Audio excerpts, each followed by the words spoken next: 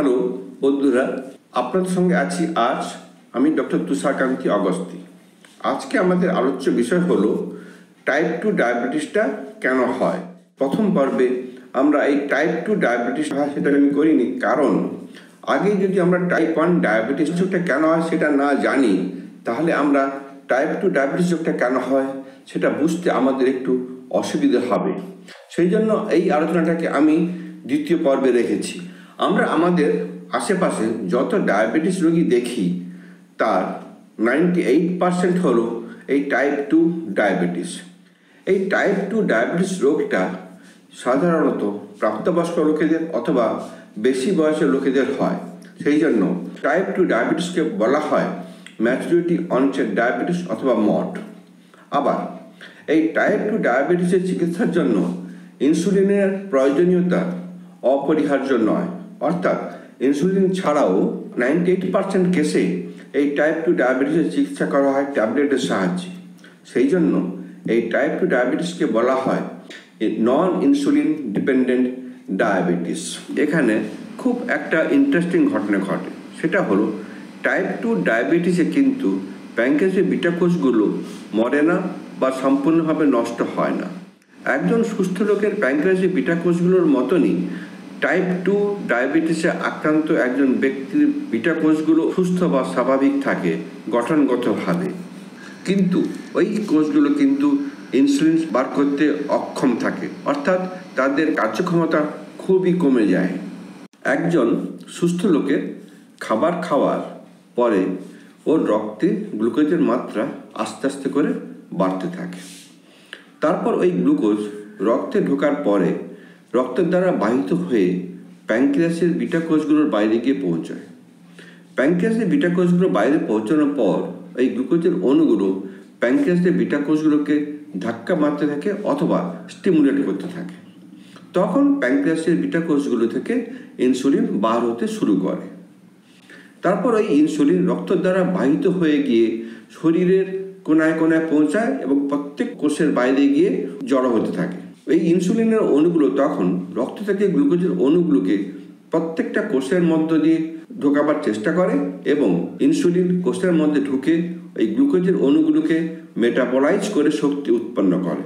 এইভাবে আমরা সেই শক্তির দ্বারা সমস্ত কাজ করতে পারি। খাওয়ার পরে রক্তে যখন গ্লুকোজের মাত্রা আস্তে আস্তে করে বাড়তে থাকে, সেই বাড়াটা সর্বোচ্চ হয় 1 থেকে 1.5 ঘন্টার মাথায়। এটা কিন্তু একজন সুস্থ লোকের ক্ষেত্রে 180 মিলিগ্রাম পার ডিএর ওপরে যায় না। সেই জন্য একজন সুস্থ লোকের ক্ষেত্রে ইউরিনে আমরা গ্লুকোজ বা সুগার পাই না। 2 ঘন্টার পরে একজন সুস্থ লোকের গ্লুকোজের মাত্রা 140 মিলিগ্রাম পার ডিএল তার নিচে নেমে চলে যায়। কিছু বিশেষ ক্ষেত্রে টাইপ 2 ডায়াবেটিসের চিকিৎসার জন্য ইনসুলিনের প্রয়োজন হয় এবং সেই বিশেষ ক্ষেত্রগুলো হলো যখন সিভিয়ার ইনফেকশনস হয়, যখন আইসিইউতে চিকিৎসার প্রয়োজন হয় এবং বড় কোনো অপারেশন হয়, তখনই ইনসুলিনের প্রয়োজন হয়। ইনসুলিন কম নিঃসরণ হওয়া এই কারণ ছাড়াও টাইপ 2 ডায়াবেটিসের আরও একটা প্রধান কারণ হলো ইনসুলিন রেজিস্ট্যান্স। টাইপ 2 ডায়াবেটিসে আক্রান্ত ব্যক্তিদের ক্ষেত্রে এই ইনসুলিন যতটা বেরোয় সেইটুকু ইনসুলিনও সেই কাজগুলো করতে সক্ষম হয় না বা সম্পূর্ণভাবে অক্ষম থাকে। একেই বলা হয় ইনসুলিন রেজিস্ট্যান্স। এই ইনসুলিন রেজিস্ট্যান্স অর্থাৎ ইনসুলিনের কাজ করতে অক্ষমতা ও টাইপ 2 ডায়াবেটিস হওয়ার একটা প্রধান কারণ। টাইপ 2 ডায়াবেটিসের চিকিৎসা 98% ক্ষেত্রে ট্যাবলেটের সাহায্যে করা হয়। সেই ট্যাবলেটগুলোকে আমরা কতগুলো গ্রুপে ভাগ করি। তার একটা গ্রুপ হলো গ্লিমিপ্রাইড, গ্লাইক্লাজাইড এবং গ্লিপ্রিজাইড নামক কিছু ওষুধ।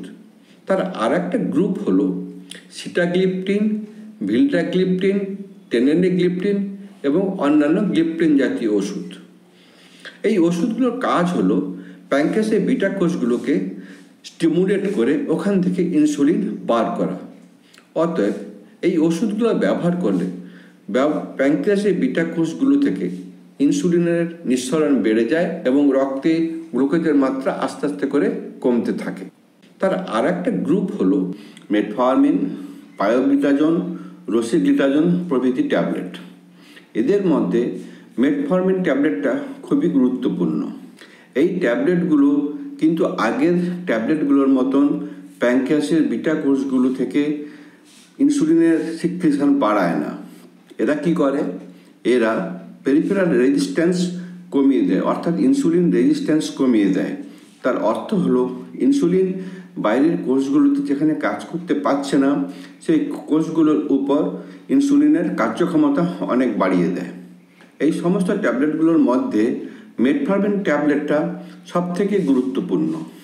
তার কারণ এই ট্যাবলেটটা প্রায় সমস্ত টাইপ 2 ডায়াবেটিস আক্রান্ত রোগীদের ক্ষেত্রে ব্যবহার করা হয় এবং এইটা the first drug of choice in the treatment of type 2 diabetes.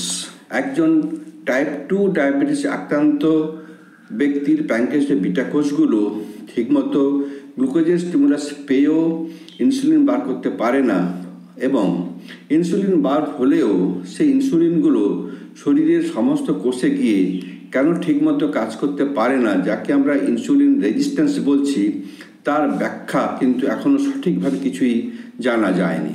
তবে এইটুকু জানা গেছে যে একজন ব্যক্তির জেনেটিক্যাল গঠন, অর্থাৎ তার জেনেটিক্স, তার চারিদিকের এনভায়রনমেন্ট, তার লাইফস্টাইল, সে কতটা ফিজিক্যাল এক্সারসাইজ করে, তার বডি ওয়েট কত ইত্যাদি একসঙ্গে ইন্টারাক্ট করে ঠিক করে ওই ব্যক্তি টাইপ 2 ডায়াবেটিস আক্রান্ত হবে কি হবে না। অর্থাৎ একজন ব্যক্তির তার চারিদিকের এনভায়রনমেন্ট এবং তার লাইফস্টাইলের জন্য, এবং ওই ব্যক্তির যার জেনেটিক গঠন পরিবর্তন হওয়ার সম্ভাবনা আছে, সেই ব্যক্তির জেনেটিক গঠন পরিবর্তন হয়ে যায়। তার ফলে কি হয়? ওই ব্যক্তির প্যানক্রিয়াসের বিটা কোষগুলোর জেনেটিক গঠন পরিবর্তন হয়ে যাওয়ার জন্য বা মিউটেশন হয়ে যাওয়ার জন্য ওই ব্যক্তির প্যানক্রিয়াসের বিটা কোষগুলো আর গ্লুকোজের স্টিমুলাস পেয়ে ইনসুলিন বার করতে পারে না।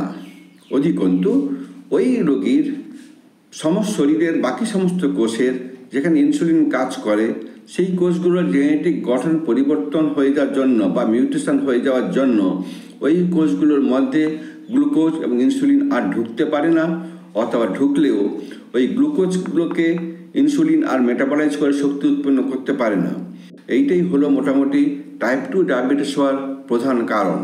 অতএব আশা করব এখন সবার কাছে জলের মতো পরিষ্কার হয়ে গেল টাইপ 2 ডায়াবেটিস রোগটা কেন হয়।